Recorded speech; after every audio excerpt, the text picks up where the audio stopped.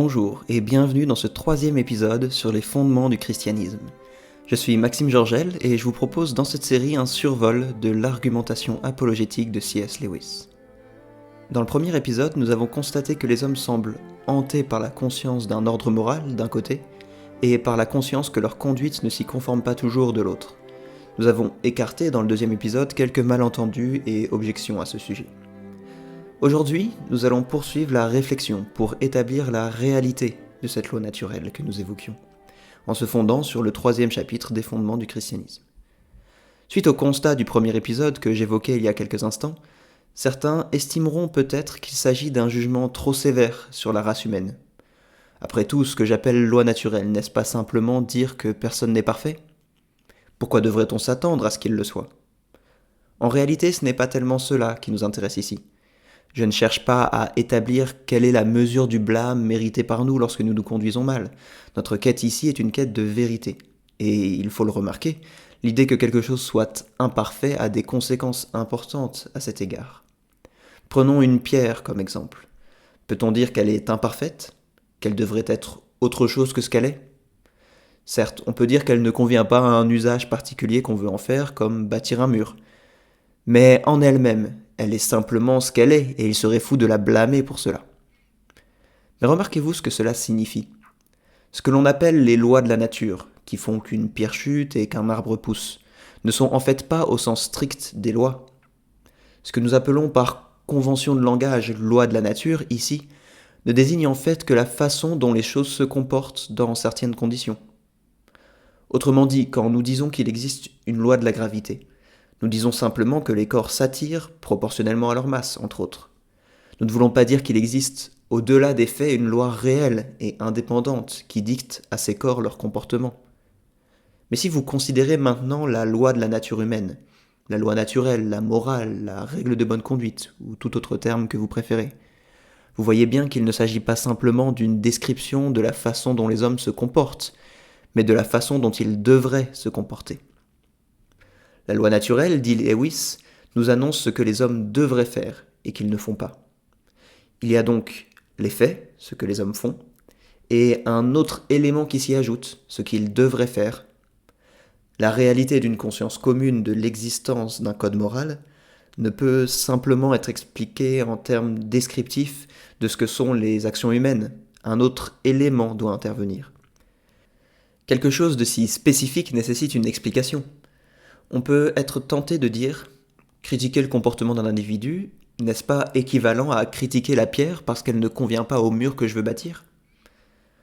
En quelque sorte, le mauvais comportement serait simplement celui qui nous déplaît. Mais quelques exemples suffiront à écarter cette hypothèse. Imaginez que vous entriez dans un wagon, et que la place que vous convoitiez soit déjà prise par une personne qui était simplement là avant vous. Imaginez désormais que vous entriez dans le wagon suivant, que vous réserviez une place, mais que, pendant que vous avez le dos tourné, une personne vienne déplacer vos affaires pour vous la prendre. Certes, les deux personnes vous ont empêché d'obtenir telle place désirée. Mais alors qu'il paraît juste de blâmer le second, le premier semble n'avoir rien fait d'injuste. Prenons encore une autre situation. Un homme vous fait trébucher par hasard. Vous aurez peut-être une certaine colère sur l'instant et un reproche à lui adresser. Mais après réflexion, vous savez bien qu'il ne faut pas blâmer une personne qui n'a pas fait exprès d'entraîner votre chute. Imaginez maintenant qu'un autre homme tente de vous faire trébucher mais échoue. Il vous aura causé moins de désagréments que le premier, pourtant c'est à lui que la loi morale vous indique de faire des reproches, et ceux-ci seront maintenus après réflexion. Mais ici, nous n'avons parlé que de la conduite des autres, parlons de la nôtre plutôt. La loi naturelle nous indique-t-elle toujours de faire ce qui nous arrange ? Nous l'avons déjà évoqué dans les épisodes précédents. Il n'est pas certain que voler au secours d'un homme en danger soit à notre avantage. Dire la vérité peut nous faire passer pour un imbécile. Tricher, pour un devoir scolaire, peut être un avantage. En fait, parfois, faire ce qui est juste nous coûte, et c'est précisément là que l'on est tenté de ne pas faire ce que nous savons être juste. Certains diront alors, en effet, la loi naturelle ne profite pas toujours à l'individu, mais elle profite à l'espèce humaine dans son ensemble. Eh bien, il faut ici être très prudent. Il est vrai qu'une société sans honnêteté serait dépourvue de sécurité. Mais constater que l'effet d'un respect du code moral est une société plus sûre n'est pas la même chose qu'en donner la raison. Si je vous demande pourquoi jouer au foot et que vous me répondiez pour marquer des buts, nous n'aurions pas beaucoup plus avancé, n'est-ce pas? Si je demande encore pourquoi dois-je abandonner l'égoïsme et que vous me répondiez parce que cela profite à la société, je pourrais encore répondre mais pourquoi me soucierais-je du bien de la société plus que du mien? Soyez donc altruiste et laissez-moi être égoïste. Et en fait, on en reviendrait au point de départ. Par ailleurs, se soucier du bien de la société fait partie de la règle de bonne conduite. Or, la partie ne peut expliquer le tout. Si je demande pourquoi l'homme existe-t-il et qu'on me réponde pour que la jambe existe, je ne me tiendrai pas pour satisfait. Ainsi, voilà où cette réflexion nous mène. Les hommes devraient être altruistes, cela ne revient pas à dire qu'ils le sont. Cela ne revient pas non plus à dire qu'ils aiment l'être. Cela ne désigne pas non plus la façon dont nous aimerions voir les autres se comporter à notre égard, ni même la conduite personnelle qui nous est la plus avantageuse. Cette loi n'est pas un fait, au sens commun du terme, comme le fait que la pierre tombe lorsqu'on la lâche.